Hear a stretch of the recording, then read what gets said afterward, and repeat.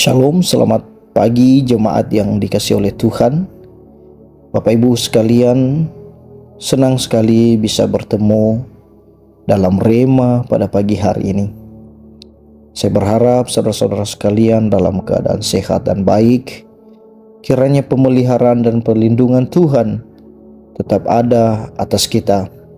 Saudara-saudaraku, pada pagi hari ini kita akan diberkati kembali oleh sabda kebenaran firman Tuhan. Mari siapkan hati kita untuk dilawat oleh kebenaran firman Tuhan pada pagi hari ini. Marilah kita tundukkan kepala dan bersatu di dalam doa. Kami datang di hadirat-Mu ya Tuhan. Kami bersyukur untuk setiap apa yang Engkau lakukan di dalam kehidupan kami. Sungguh istimewa hidup kami Tuhan. Sehingga pada pagi hari ini kami bisa bangun kembali dengan keajaiban dan kekuatan-Mu. Saatnya kami merenungkan kebenaran firman-Mu yang akan menjadi kekuatan dan rema di dalam setiap kehidupan kami. Berkatilah kami semua ya Tuhan, dan pakai juga hamba-Mu untuk menjadi saluran berkat kepada kami pada pagi hari ini. Di dalam nama Yesus kami berdoa dan mengucap syukur. Haleluya. Amin. Saudara-saudaraku, marilah kita buka Alkitab kita di tempat kita masing-masing. Ayat renungan kita pada pagi hari ini tertulis di dalam Ayub pasal 42 ayatnya yang kelima. Sekali lagi, kitab Ayub pasal 42 ayatnya yang kelima. Mari kita perhatikan di Alkitab kita masing-masing. Saya akan membacakan untuk kita semua. Firman Tuhan berkata demikian. Hanya dari kata orang saja aku mendengar tentang Engkau, tetapi sekarang mataku sendiri memandang Engkau. Saudara-saudara yang dikasihi oleh Tuhan, pada pagi hari ini saya memberikan tema untuk kita renungkan sama-sama, yaitu bukan hanya kata orang. Saudara-saudara yang dikasihi oleh Tuhan, renungan kita pada pagi hari ini adalah bagian dari kisah Ayub. Ketika Tuhan mengizinkan ia dicobai oleh iblis. Kita melihat di ayat 5 di pasal 42 dalam kitab ini menceritakan ketika Ayub mengalami pencobaan yang begitu besar dalam kehidupannya. Ia tidak semakin jauh dari Tuhan, tetapi bahkan ia semakin dekat dan mengenal Tuhan. Di ayat kelima jelas berkata bahwa hanya dari kata orang saja aku mendengar tentang Engkau, tetapi sekarang mataku sendiri memandang Engkau. Saudara-saudaraku yang dikasihi oleh Tuhan, dalam ayat kelima ini kita tahu bahwa Ayub memberikan kesaksian bahwa ia sendiri telah mengalami kehadiran Tuhan dan mengenal Tuhan di dalam kehidupannya. Saudara-saudara, kita sebagai orang percaya juga perlu mengalami Tuhan secara pribadi di dalam kehidupan kita. Bukan lagi tentang apa yang orang sampaikan tentang Yesus. Kalau kita mencari siapa itu Yesus, zaman sekarang ini sudah sangat terbuka. Kita searching di Google, ketik kata Yesus, ia akan jelaskan Yesus adalah juru selamat, Yesus lahir di mana dan segala macam.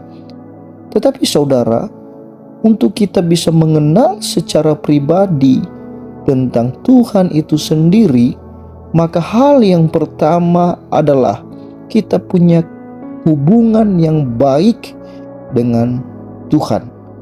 Supaya kita bisa mengalami secara pribadi dan bukan kata orang lagi, yaitu kita punya hubungan atau koneksi yang intim dengan Tuhan. Saudara-saudaraku yang dikasihi oleh Tuhan, mengapa kita perlu mengalami Tuhan secara pribadi sebagai orang percaya? Karena ingat bahwa setiap kita yang percaya kepada Tuhan Yesus, di dalam Kisah Para Rasul pasal 1 ayat 8, ia berkata bahwa kamu adalah saksiku. Saudara-saudara, saksi itu adalah seseorang yang melihat, merasakan, mendengar secara pribadi, bukan apa kata orang. Kalau saksi-saksi di pengadilan, sebelum ia disumpah, ia akan ditanyakan bahwa ia akan menyampaikan apa yang ia lihat, apa yang ia rasa, dan apa yang dia dengar secara pribadi. Nah, saudara-saudaraku yang dikasihi oleh Tuhan, begitu pula kita sebagai orang percaya, sebelum kita menyaksikan tentang Kristus kepada orang lain, maka kita harus merasakan sendiri, sehingga kita bisa dengan lugas, dengan tegas menjelaskan, menyampaikan siapa itu Kristus kepada orang lain. Saya punya satu ilustrasi begini, Bapak Ibu yang dikasihi oleh Tuhan. Suatu waktu ada 3 orang ibu-ibu sedang berkumpul. Kalau ibu-ibu sedang berkumpul kan banyak hal yang diceritakan bersama. Tetapi di saat itu ibu-ibu ini sedang bercerita tentang restoran yang baru saja dibuka di dekat tempat mereka berada. Saudara-saudara, ibu yang pertama berkata, restoran itu besar banget gedungnya, mewah sekali. Pasti makanan yang ada di dalamnya itu juga pasti enak sekali rasanya. Lalu ibu-ibu yang kedua berkata, oh iya, waktu 2 hari yang lalu saya melewati tempat itu dan saya mencium aroma masakan itu, dan saya yakin bahwa makanan yang ada di dalam restoran itu pasti enak banget rasanya. Lalu ibu yang ketiga tidak mau kalah juga untuk bercerita. Ibu yang ketiga ini berkata, iya, 1 hari yang lalu saya baru saja makan di restoran itu, dan saya memesan menu andalan mereka, dan memang sangat enak rasanya. Saya menikmati, saya merasakannya sendiri. Kira-kira menurut Bapak Ibu, cerita mana yang lebih akurat? Bukan masalah benar atau salah, tetapi mana yang kira-kira lebih akurat dan lebih bisa dipercaya? Pasti cerita ibu yang ketiga. Kenapa? Karena ia sendiri melihat, merasakan, dan mencicipinya, dan pada akhirnya dia berkesimpulan bahwa makanan itu enak. Nah, masing-masing kita juga dalam percaya kepada Tuhan, pasti kita punya kesaksian, kita punya pengalaman yang berbeda-beda. Pengalaman saya bersama dengan Tuhan tentu saja tidak sama dengan pengalaman Bapak Ibu merasakan kehadiran Tuhan di dalam kehidupan kita. Tetapi kesaksian-kesaksian hidup itu yang kita rasakan, itulah yang membangun iman kita.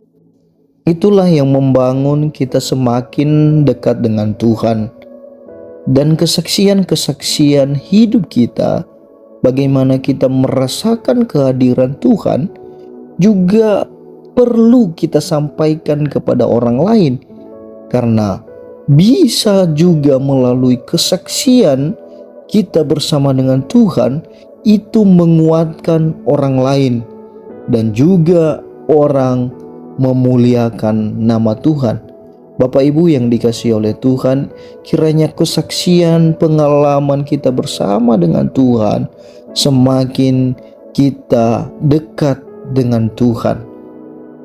Pada pagi hari ini, kiranya firman Tuhan yang sudah kita renungkan, yang memberitakan kepada kita bagaimana Ayub ketika walaupun ia diperhadapkan dengan masa-masa tersulit di dalam kehidupannya, tetapi hal itu bahkan malah membuat ia semakin mengenal Tuhan. Jika mungkin kita saat-saat ini juga sedang berada di fase kehidupan yang penuh dengan pergumulan, penuh dengan permasalahan, mari belajar dari kehidupan Ayub. Masalah tidak akan pernah membuat kita jauh dari Tuhan, tetapi masalah Tuhan izinkan supaya iman kita semakin teguh, supaya kepercayaan kita semakin kokoh di dalam Tuhan. Tuhan Yesus memberkati kita semua. Marilah kita bersatu di dalam doa. Terima kasih Tuhan, pada pagi hari ini firman Tuhan mengingatkan kami kembali. Kami percaya bukan karena apa kata orang lagi. Kami percaya karena kami telah merasakan, karena telah kami mengalaminya sendiri, bahwa Tuhan ajaib di dalam kehidupan kami, bahwa Tuhan benar-benar berkarya dalam kehidupan kami. Pakailah kami Tuhan untuk boleh menjadi saksi-Mu di tengah-tengah keluarga kami, masyarakat di sekitar kami, orang-orang dalam pekerjaan kami, maupun dalam pelayanan kami. Pakai kami Tuhan, berikanlah kami kekuatan. Di dalam nama Yesus kami berdoa. Haleluya. Amin. Shalom.